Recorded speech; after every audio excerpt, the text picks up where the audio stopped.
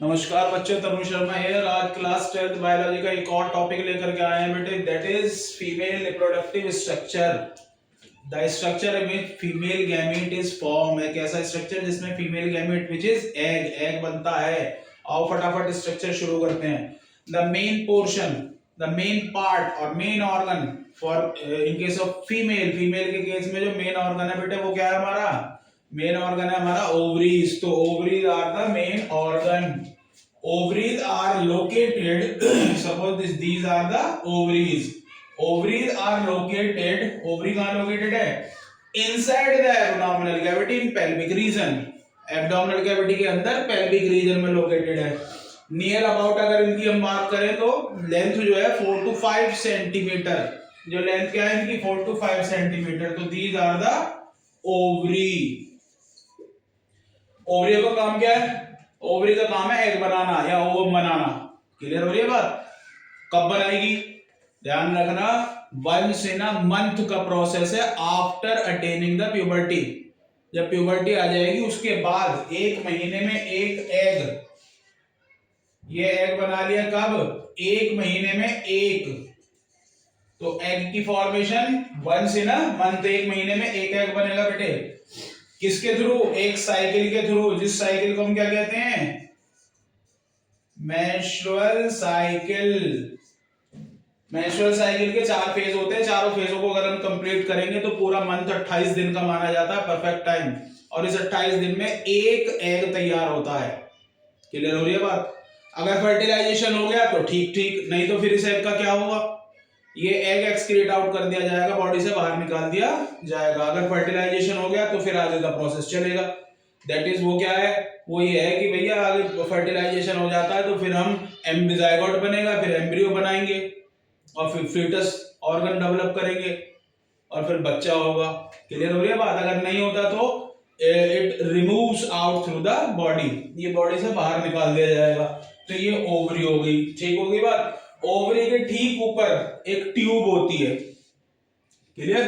Ovary के ठीक ऊपर क्या है? एक ट्यूब। इस ट्यूब के 3 हिस्से बनाए हैं बेटे हमने। इस ट्यूब को कितने पार्ट में बांट रखा है? 3 पार्ट में। तो ऊपर का पार्ट ब्रॉड फनल, और फिर हमारे पास नैरो होता चला जाएगा। ये ऊपर का पार्ट जो ओवरी की तरफ है वो कैसा होता है? चौड़ा होता है, बड़ा होता है, फनल जैसा। और जैसे जैसे आगे बढ़ेगी ट्यूब वैसे ट्यूब थोड़ी पतली होती चली जाती है, नैरो होती चली जाती है। तो ये जो ऊपर का ब्रॉड पार्ट हमें दिखाई दे रहा है, दैट ब्रॉड पार्ट, बुक में भी डायग्रामेटिक रिप्रेजेंटेशन दी हुई है बेटे, है ना? वो कुछ अलग दी हुई है थोड़ी सी, ये मैं जो डिस्प्ले कर रहा हूँ थोड़ा सा अंतर है, बाकी चीजें सेम है, कोई परेशान घबराने की बात नहीं है। क्लियर हो रही है बात? तो दैट ब्रॉड फनल लाइक जो ओवरी की तरफ है, उस पार्ट को हम क्या बोल रहे हैं? That is known as infundibulum. ठीक, थोड़ा सा इससे आगे बढ़ो, बीच वाला पार्ट आ जाता है, दैट इज एम्प्यूला। और फिर और आगे बढ़ो तो ये कॉर्नर वाला पार्ट आ जाता है, दैट इज इस्थमस। क्लियर हो रही है बात? तो 3 पार्ट से मिलकर के ट्यूब बनी हुई है। तीनों पार्टों को जोड़ देंगे तो ट्यूब का नाम निकल के सामने आ जाएगा, दैट इज क्या है वो हमारा? फैलोपियन ट्यूब, और we can say oviduct.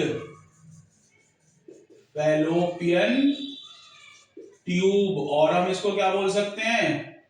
Oviduct. Oviduct मतलब, ओविडक्ट क्यों कह रहे हो? ओविडक्ट इसलिए कह रहे हैं क्योंकि ये ट्यूब वो है जो ओवम को कैरी करके अपने पास रखती है 2 दिन, और इंतजार करा जाता है फर्टिलाइजेशन होने का। कैसे? मान लो मेंस्ट्रुअल साइकिल में हमारे पास 1 महीने में एक एग बन गया। अब ये एग कहाँ जाएगा? तो एग जो है कैच कर लिया जाता है, फैच कर लिया जाएगा इस इनफंडिबुलम की जो एज है, जो किनारा है ओवरी की तरफ वाला, उस किनारे पर फिंगर लाइक प्रोजेक्शंस हैं। These finger-like projections are known as fimbriae. इन्हें हम क्या बोलते हैं? फिम्ब्री। मान लो ये ओवरी, तो ये ओवरी के ऊपर फिंगर लाइक प्रोजेक्शंस लगी हुई हैं। इसने एग बनाया, ओवरी ने एग लेकर के महीने में एक, वो एग कहाँ जाए? ओवरी में थोड़ी रुका रहेगा। ओवरी में इतनी जगह नहीं है कि ओवरी में एग बनाए जाओ और वहीं रखे जाओ, नहीं। एग बनाने के बाद फिम्ब्री आई, फिम्ब्री ने लेकर के ये एग ओवरी ने किसको दे दिया? फिम्ब्री को। फिम्ब्री लेकर के अंदर चली गई, अब इस ट्यूब में अंदर चला गया है।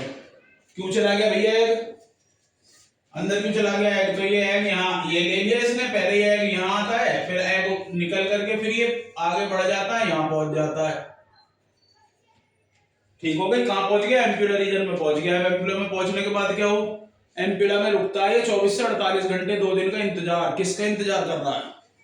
ये इंतजार कर रहा है फर्टिलाइजेशन के लिए स्पर्म का। क्लियर हो रही है बात? मतलब 2 दिन ही वेट करेगा, किस लिए? कि फर्टिलाइजेशन का प्रोसेस हो जाए, तो फिर हम नेक्स्ट आगे के प्रोसेस फॉलो अप करें। 2 दिन इंतजार करेगा, अगर हो गया तो ठीक है, नहीं तो फिर आगे बढ़ जाएगा। ज्यादा लंबा टाइम नहीं है इंतजार का कि 6 दिन इंतजार में बैठा ही रहेगा, नहीं बैठा नहीं रहेगा, निकल जाएगा आगे। तो 2 दिन वेट कर रहा है किस रीजन में? एम्प्यूला रीजन में। इसीलिए हम इसको क्या बोलते हैं? It is the site of fertilisation. ये वो है जगह जहां पर मेल और फीमेल गैमीट फ्यूज होते हैं। क्लियर हो गई बात? आगे आ जाओ। तो एम्प्यूला पर 2 दिन रुका, फिर आगे बढ़ जाता है, अगर हो गया तो ठीक, नहीं तो चलो आगे, कोई जरूरत नहीं। ठीक, तो ये आगे आ जाएगा, फिर आगे बढ़ करके कहां जाए? ये इस्थमस आकर के जुड़ता है फिर अगले पार्ट में। इसको थोड़ा सा हटा देते हैं, फिर हम आगे बना लेंगे उसको। तो आगे आकर के अगले पार्ट में जुड़ेगा। क्या है अगला पार्ट हमारा? That next part is that is the uterus. अगला पार्ट क्या आ गया हमारे पास? यूटरस। अब यूटरस भैया फिर 3 पार्ट में बटा हुआ है। एक चीज और जरा मुझे एक बात बताओ, ये एग यहां था, ये यहां से निकल करके यहां आ गया, इसके एग के पैर लग रहे हैं, एग के पैर हैं क्या? ये चल लेता है अपने आप? कैसे आ गया यहां से यहां पास कैसे हो गया? होता क्या है, ये जो फिम्बरी है, ये सॉरी ये जो फेलोपियन ट्यूब है ना, ये फेलोपियन ट्यूब सीलिएटेड एपिथेलियम की बनी हुई है। किसकी बनी हुई है? सीलिएटेड एपिथेलियम की। सपोज करो ये एग है, ठीक है, तो ये सीलिएटेड एपिथेलियम ऐसी होती है, क्या करती हैं, इनको जैसे चल रही है ना, तो ये पुश करती रहेगी। अभी एग यहाँ है तो उसको पुश करके आगे भेज दिया, फिर आगे आ गया एग, तो फिर दूसरी सीलियर आ गया, फिर पुश करके आगे भेज दिया। मतलब ये धक्का देती रहती हैं। यहाँ एग है तो उसको पुश करा, धक्का दे करके आगे, फिर आगे वाली ने धक्का दे करके आगे, फिर आगे वाली ने तो ये फिंगर लाइक प्रोजेक्शंस होती हैं ऑल्सो। इसको बोलते हैं हम सीलिएटेड एपिथेलियम। ये लोकोमोशन का काम करती हैं, जैसे सीलिया हुआ, फ्लैजिला हुआ, माइक्रो ऑर्गेनिजम्स के केस में। ठीक हो रही है बात? हमारे पास भी पाया जा रहा है, पुश करने का काम करती है। आगे आ जाओ। अब आगे हमारे पास क्या है? यूट्रस। यूट्रस में फिर 3 पार्ट है हमारे पास। कौन कौन से 3 पार्ट है यूट्रस में? ऊपर वाला part, that upper part is known as uterine fundus. ये ऊपर वाला पार्ट दिया हुआ, that is the uterine fundus. ये यूटेराइन फंडस हो गया। फिर ये एक ये वाला पार्ट दिया हुआ है, दैट इज द बॉडी। ये हमारी पूरी बॉडी है। और लास्ट में एक नेक लाइक प्रोजेक्शन दी हुई है। ये नेक लाइक प्रोजेक्शन ये है हमारा सर्विक्स।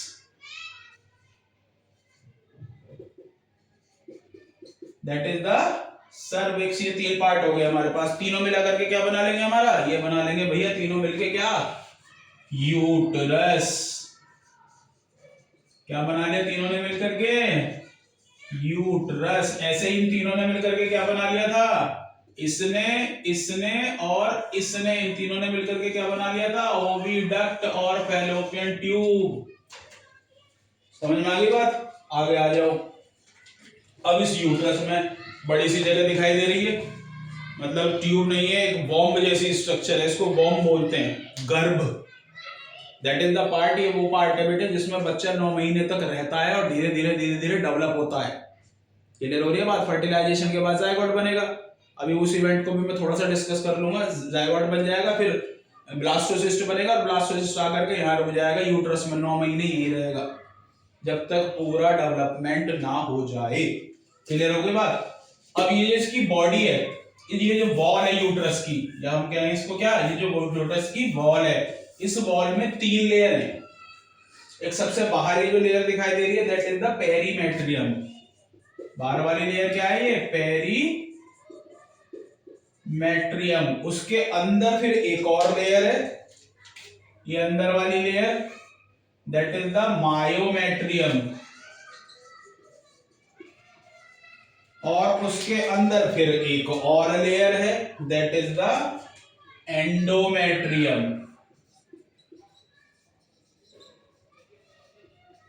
3 लेयर से मिलकर के ये बना हुआ है। बात समझ में आ रही है?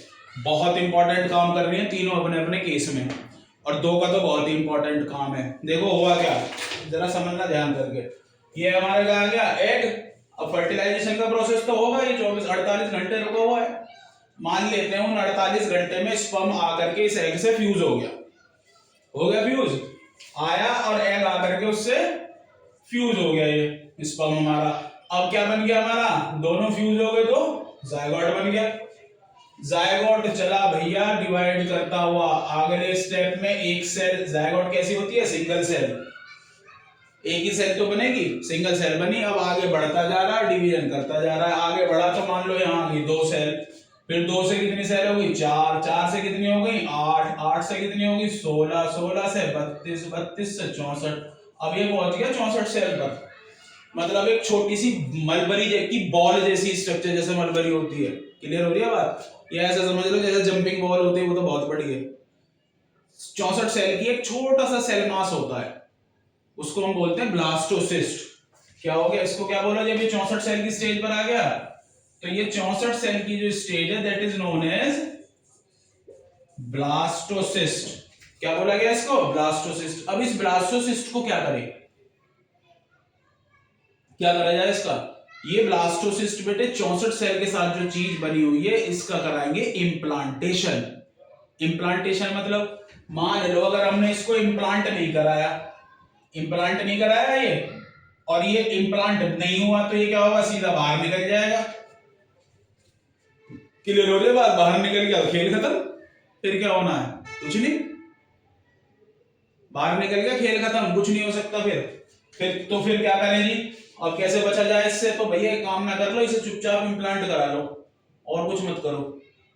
तो 64 सेल की बनी थी, इम्प्लांट चुपचाप जाओ और इम्प्लांट करा लो। तो 64 सेल की स्टेज को इस एंडोमेट्रियम में जाकर के हम इम्प्लांट करा देते हैं। एक चीज और ध्यान रखना, अभी आप कहोगे इम्प्लांट कराना है कि सर ये तो जो है हमारी सीधी सीधी लाइन दिखाई दे रही है, इस पर ये कैसे रुक जाएगा? सीधी सीधी लाइन है, इस पर तो ये गिर जाएगा, ये आ जाएगा, यहां से गिर करके फिर नीचे चला जाएगा। तो भैया होता क्या है, जरा ध्यान देना। जब ये मेंस्ट्रुअल साइकिल चलती है ना, ये एग बनाता है, तो ये जो एंडोमेट्रियम है ये अपने आप को हर महीने तैयार करती है। किस लिए तैयार कर रही है, क्या करवाएगा इससे तैयार करके? भैया होगा क्या, जब हर महीने एग बनेगा, एग बनेगा तो चांस है कि हर महीने में भी हो सकता है कि फर्टिलाइजेशन हो जाए। और अगर हर महीने, मान लो मैं कह रहा हूं, आप कह रहे हैं कि हर महीने फर्टिलाइजेशन नहीं हो रहा, चलो मान लिया आपकी बात, हर महीने फर्टिलाइजेशन नहीं हो रहा। अगर फर्टिलाइजेशन हो गया और एंडोमेट्रियम इम्प्लांटेशन के लिए तैयार ना हो तो फिर क्या होगा? तो इसने तो कह दिया भैया मैं तो हर महीने तैयार होंगे, फर्टिलाइजेशन हो या ना हो, I am going to prepare myself in every menstrual cycle। अब इस प्रिपरेशन में होता क्या है, सिंगल स्टेप होता है। क्या, ये स्ट्रेट लाइन दिखाई दे रही है हमें, इस स्ट्रेट लाइन की थिकनेस, मोटाई बढ़ जाती है और ये कॉइल्ड हो जाती है, बस दैट्स इट, और कुछ नहीं होना। तैयारी में क्या करना है, एक तो मोटाई बढ़ा लो और दूसरा इसको कॉइल करा लो। मतलब मोटाई बढ़ गई, जैसा कि आपकी बुक में डायग्राम जो दिया हुआ है उसमें जो दिया हुआ है, मैं इस साइड पर वो वाला केस बनाता हूं जैसे बुक में दिया हुआ है। तो बुक में दिया हुआ है कि ये है हमारे पास, और फिर ये एंडोमेट्रियम, ये आउटर बन हो गई, फिर मायोमेट्रियम के केस में ऐसा सिनेरियो दिया हुआ है, और फिर उसके ऊपर डायग्राम दिया हुआ है कुछ इस तरीके से, कॉइल्ड फॉर्म। क्लियर हो रही है बात? अगर आपने डायग्राम ऐसा बना दिया तो भी सही है कि जी हमने तो मेंस्ट्रुअल साइकिल की स्टार्टिंग का डायग्राम बनाया जब हमारे पास ये लीनियर फॉर्म में थी, सीधी सीधी। अभी क्या है, अगर आप डायग्राम ऐसा, क्योंकि ऐसा इसलिए बना हुआ है बुक में क्योंकि इंप्लांटेशन का प्रोसेस दिखाना है, तो दैट इज मच बेटर, ये वाली साइड मच बेटर है to draw as compare to this one. तो ऐसा डायग्राम है। अब ये हाईली कॉइल्ड दिखाई दे रही है, तो ये 64 साल का ब्लास्टोसिस्ट आएगा और इसमें आकर के इम्प्लांट हो जाएगा, इसमें आकर के ये सेट हो जाएगा, आया आकर के इसमें यहाँ सेट हो गया। ये लो, ये 64 सेल का ये हमारा ब्लास्टोसिस्ट सेट हो गया, कंप्लीटली एम्बेडेड, मतलब धस जाता है अंदर। ऐसा नहीं ऊपर आकर के ऊपर रुका हुआ है, नहीं, अंदर धस जाता है। क्लियर होगी बात? तो ये आ गया फीमेल रिप्रोडक्टिव सिस्टम के केस में किसकी बात हो गई, यूट्रस की बात हो गई। तो 3 लेयर है, तीनों। अब आता मायोमेट्रियम, इसका भी एक इंपॉर्टेंट काम है। एंडोमेट्रियम का तुमने समझ लिया, मायोमेट्रियम का और समझ लो। देखो आपने एक चीज सुनी होगी, क्या, लेबर पेन। क्या सुना होगा, लेबर पेन। होता क्या है, लेबर पेन एक ऐसी चीज है बेटे, जब स्टार्ट होता है, जब फीटस, जो बच्चा अंदर है, जो मदर्स वॉर्म में बच्चा है, वो फीटस उस प्रोसेस को स्टार्ट कराने के लिए सिग्नल देता है मदर को। क्लियर हो रही है बात, मदर को सिग्नल जाएगा, मां को नहीं पता कि बच्चे को डिलीवर करना है। The process of giving birth, ये जो बर्थ देने का प्रोसेस है, ये मां को नहीं पता। तो बच्चा सिग्नल देगा, मां के ब्रेन पर जाएगा वो, तब मां उस प्रोसेस को जो है फॉलो करेगी कि हाँ बच्चा ने जो है, हमारा जो फीटस है उसने साइन दे दिया कि मुझे अब डिलीवर होना है। क्लियर हो रही है बात। तो then mother start the process of contraction to push young one out.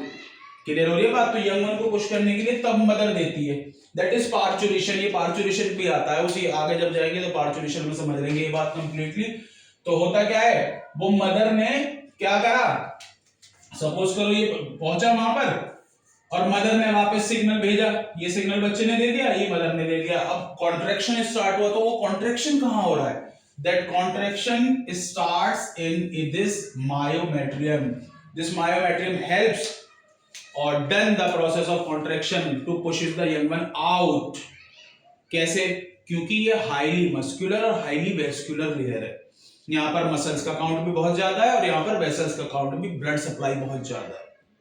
Clear हो रही है बात। तो ये स्ट्रॉन्गेस्ट वन है। तो ये बात कहानी होगी यूट्रस की, बात समझ में आ गई।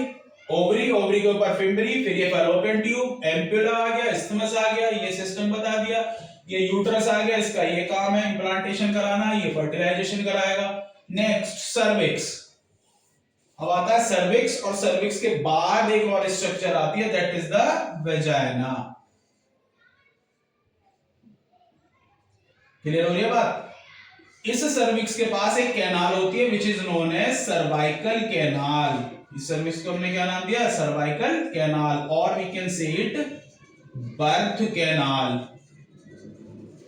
ये ध्यान रखना, बर्थ कैनाल, हम सर्विक्स वाली जो कैनाल है उसे नाम दे तो दे रहे हैं, पर ये बर्थ कैनाल वेजाइना की जो कैनाल है, वेजाइना की जो डक्ट है उसको भी जोड़ करके बनती है। मतलब दोनों सर्विक्स और वेजाइना मिलकर के बर्थ कैनाल बनाती हैं। ठीक हो रही है बात। तो ये सर्वाइकल कैनाल आ गई, और फिर लास्ट में हमारे पास क्या आ जाती है, that external opening which is visible, that is the vagina. ये क्या है हमारे पास, vagina, that is the external genitalia in case of female reproductive structure, that is the vagina। और अगर हम इसको कॉम्पैक्टली बोले तो बोलते हैं इसको वल्वा। वल्वा, ठीक होगी बात। ये कि लास्ट में ये लेयर है which closes the entry, that is hymen। मतलब जो हाइमन है, ये हाइमन पार्शियली क्लोज रखती है वजाइनल ओपनिंग को, पार्शियली नॉट कंप्लीटली, ये बात ध्यान रखना। And it that hymen is also known as sign of virginity. ये वर्जिनिटी का भी साइन बताया गया है।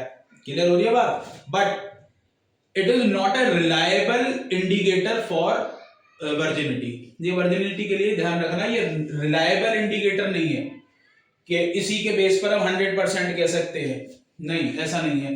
It that hymen can rupture, ये रप्चर हो जाता है ड्यूरिंग द फर्स्ट इंटरकोर्स और first quarters, but it can also rupture, ये और भी रप्चर हो सकता है बेटे, ये नहीं कि ये रप्चर नहीं हो सकता। देखो कुछ केसेस है, जैसे कि there are certain physical exercises, अगर कोई हार्ड फिजिकल एक्सरसाइज कर रहा है, साइकिलिंग कर रहा है, रनिंग कर रहा है, स्विमिंग कर रहा है, हॉर्स राइडिंग करता है, अगर ऐसे केसेस में हम बात करें तो ऐसी heavy physical exercises plus sports activities अगर कोई रेगुलर वे में हार्ड करी जा रही है, then it can also be rupture. इसीलिए एनसीईआरटी की बुक में भी लिखा हुआ है, क्या, एक लाइन लिखी हुई है, it is not a reliable indicator of virginity, क्योंकि ये और हार्ड फिजिकल एक्सरसाइज के टाइम पर भी ब्रेक हो जाती है। क्लियर होगी बात।